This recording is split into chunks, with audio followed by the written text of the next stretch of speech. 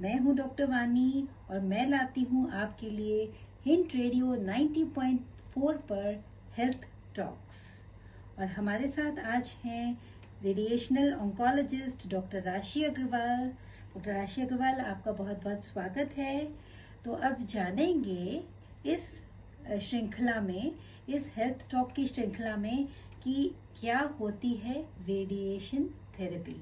तो डॉक्टर राशि, आपका बहुत बहुत स्वागत है और आप श्रोताओं को अपना इंट्रोडक्शन दीजिए।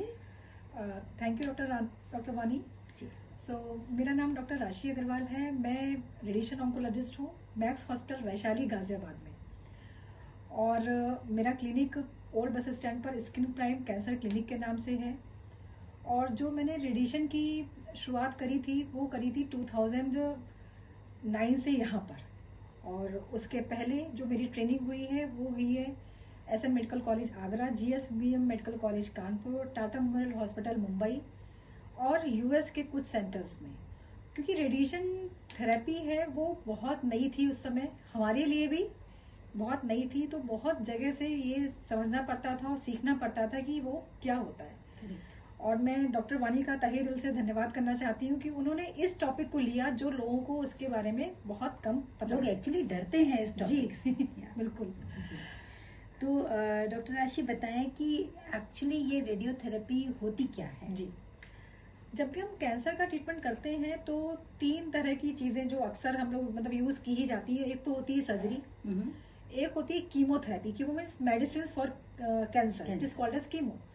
तो वो कीमोथेरेपी। और एक होती है radiation therapy, that means treatment by radiation. तो रेडिएशन से जो ट्रीटमेंट होता है उसे रेडियोथेरेपी बोलते हैं। और रेडिएशन क्या होता है? एक्सरेज, जो कि बहुत यूज करते हैं। जब हम एक्सरे करते हैं तो एक्सरे यूज कर रहे हैं, सीटी स्कैन में तो एक्सरेज यूज होते हैं, एमआरआई में तो रेज यूज होती हैं। तो जो हाई एनर्जी एक्सरेज जो ट्रीटमेंट के लिए यूज की जाती है उसको ही हम रेडिएशन ट्रीटमेंट बोलते हैं।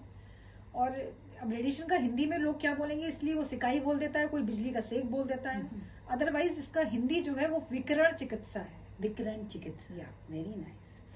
तो डॉक्टर राशि, जो आपका प्रोफाइल है रेडिएशनल ऑन्कोलॉजिस्ट, तो ये कौन होता है, थोड़ा सा श्रोताओं को बताएं। बिल्कुल जी, देखिए इसकी बिल्कुल अलग पढ़ाई होती है आफ्टर एमबीबीएस। जो हम लोग हर तरह की, जैसे रेडियोलॉजी, पैथोलॉजी, फिजिशियन होते हैं, गायनिकोलॉजिस्ट होते हैं, उसी तरह से रेडिएशन ऑन्कोलॉजी एक फील्ड होती है जिसमें कि ऑन्कोलॉजी की पढ़ाई की जाती है। मतलब सबसे पहले हम कैंसर के बारे में एमबीबीएस के बाद से ही पढ़ाई करते हैं। हाँ, तो दोस्तों ऑन्कोलॉजी का मतलब होता है कि कैंसर की पढ़ाई। जी जी। तो एमबीबीएस के ठीक बाद से ऑन्कोलॉजी की पढ़ाई की जाती है। उसके साथ में रेडिएशन कैसे किया जाता है, मतलब जो हम एक्सरेज से ट्रीटमेंट करेंगे, जिसकी बड़ी बड़ी मशीनें और लीनियर एक्सीलरेटर होते हैं, जिसके लिए बहुत उनके फैंसी नाम होते हैं, जैसे कि आपने सुना होगा साइबर नाइफ, IMRT, IGRT। तो ये सब चीजें कैसे की जाती है वो भी सीखा जाता है। साथ में ये भी सीखा जाता है कि पेशेंट को हम कैसे डायग्नोज करें, पेशेंट को हम कब सर्जरी के लिए भेजें। और कुछ कुछ जगह में जैसे कि हम लोग कीमोथेरेपी भी लगाते हैं, तो कैसे उसमें कीमोथेरेपी लगाई जाए। अगर देखा जाए तो रेडिएशन ऑन्कोलॉजी, डॉक्टर वानी, अगर हम यूके की बात करें तो वहाँ क्लिनिकल ऑन्कोलॉजी वर्ड होता है। मतलब रेडिएशन भी कर सकते हैं और साथ में अगर आपको कीमोथेरेपी या हार्मोन थेरेपी की जरूरत है तो वो भी, उसकी भी ट्रेनिंग दी जाती है। मतलब रेडिएशन प्लस जो केमिकल कीमो, जो ड्रग्स से हम थेरेपी करते हैं, दोनों से ही कर सकते हैं। तो डॉक्टर राशि, ये बताइए कि जो ये रेडिएशन है, जो रेज हैं डिफरेंट टाइप्स की, जो डिफरेंट इंस्ट्रूमेंट्स जो हैं वो एमिट करते हैं, वो किस तरीके से कैंसर सेल्स के ऊपर काम करते हैं? जी, ये बहुत ही अच्छा क्वेश्चन है। देखिए सबको ये लगता है सर्जरी करा तो आपने क्या किया, ट्यूमर को कट किया, निकाल दिया, ठीक। और चलो अब लोग कीमोथेरेपी को भी एक्सेप्ट करने लगे हैं, लेकिन रेडिएशन में ऐसा क्या करते हैं? क्योंकि कीमो में तो आपको इंजेक्शन लगता हुआ दिखता है, करेक्ट है ना। सर्जरी में आपको वो ऑपरेट होता हुआ ट्यूमर निकलता हुआ दिखता है, रेज नहीं दिखती, रेज तो दिख ही नहीं रही। आप अगर जा भी रहा है बॉडी के अंदर तो क्या कर रहा है।